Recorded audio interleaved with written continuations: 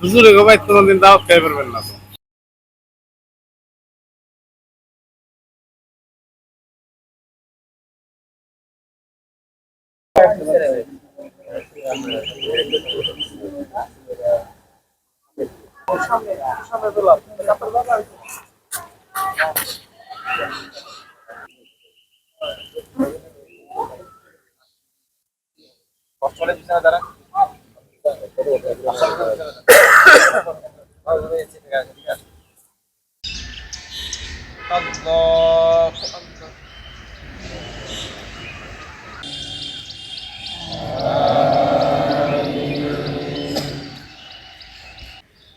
আল্লাহ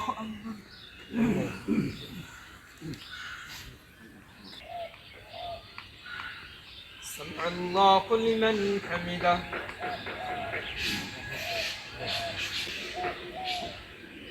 الله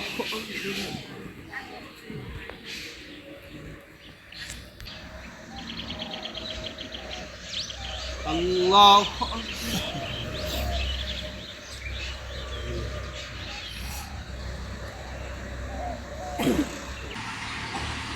السلام عليكم ورحمة الله السلام عليكم ورحمة الله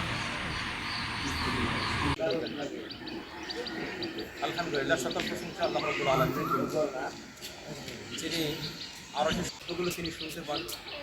সুবহানাল্লাহ, আল্লাহ সুবহানাহু ওয়া তাআলার জন্য সকল প্রশংসা, তিনি এতটা ক্ষীণতম শব্দ শুনতে পান।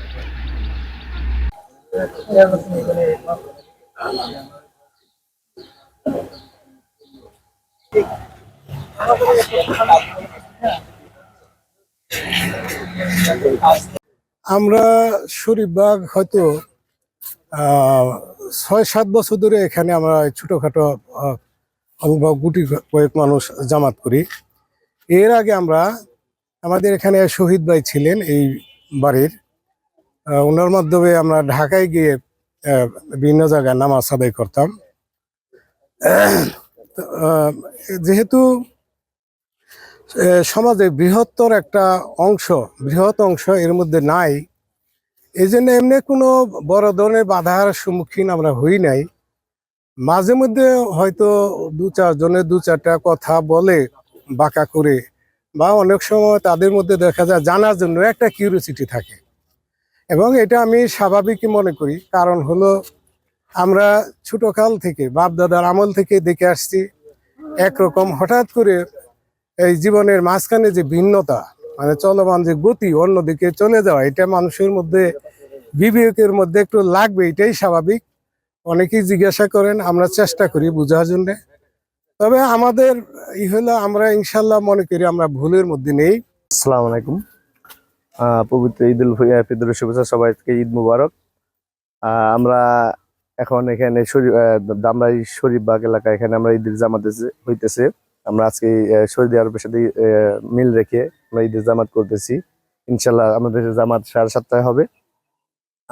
আমরা আগে ঢাকা মহানগর, ঢাকা সিটিতে যে আমরা সবাই মিলে আগে ঈদ করতাম, ওখানে বিশাল বড় পরিসরে অনেক জামাত হতো, ওখানে গিয়ে আমরা নামাজ পড়তাম। এখন মাশাআল্লাহ আলহামদুলিল্লাহ আমরা দামরাই শরীফবাগ এলাকায় আমরা নিজেরা এখন এখানে জামাত হইতেছে।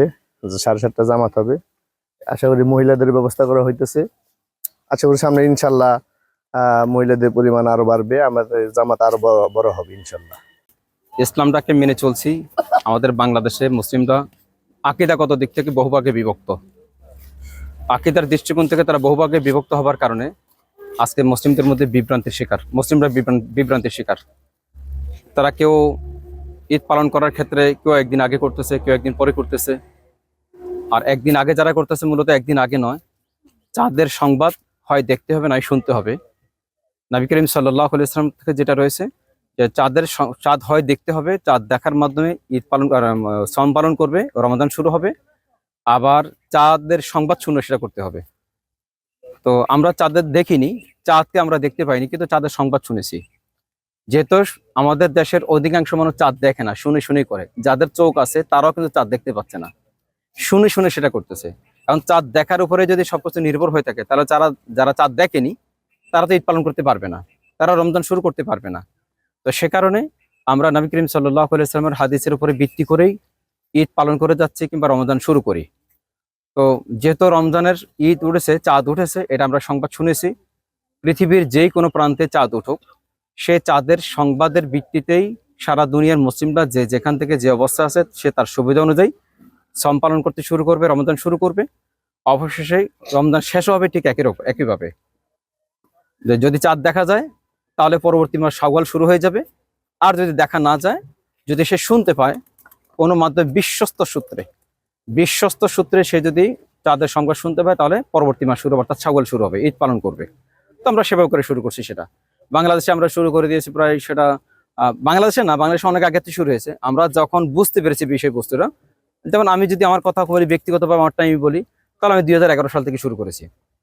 2011 সাল থেকে আজকে এই পর্যন্ত, এবং এটা পালন করতে গিয়ে আজকে দিন পর্যন্ত আমি কোনো রকমের কোনো জায়গায় কোনো প্রতিবন্ধকতার শিকার হইনি। আলহামদুলিল্লাহ। আমাদের আশেপাশে যে সমস্ত মুসলিম ভাইরা ছিলেন যারা একই দিন ঈদ পালন করেন না, তারা আমাদেরকে সহযোগিতা করেছেন। তারা কখনো আমাদেরকে ভর্ৎসনা করেনি, তিরস্কার করেনি কিংবা নিন্দা করেননি, বরং সহযোগিতা করেছেন। আমি বরং সহযোগিতা পেয়ে আসছি 2011 সাল থেকে আজকে 26। যেহেতু আমি কোনো রকমের কোনো প্রতিবন্ধকতার শিকার হইনি, অন্য কোথাও কেউ হতে পারেন কিন্তু আমি হইনি। এবং যত জায়গায় আমি ঈদের সালাত আদায় পড়িয়েছি, কোনো জায়গায় আমি কোনো বাধার সম্মুখীন হইনি।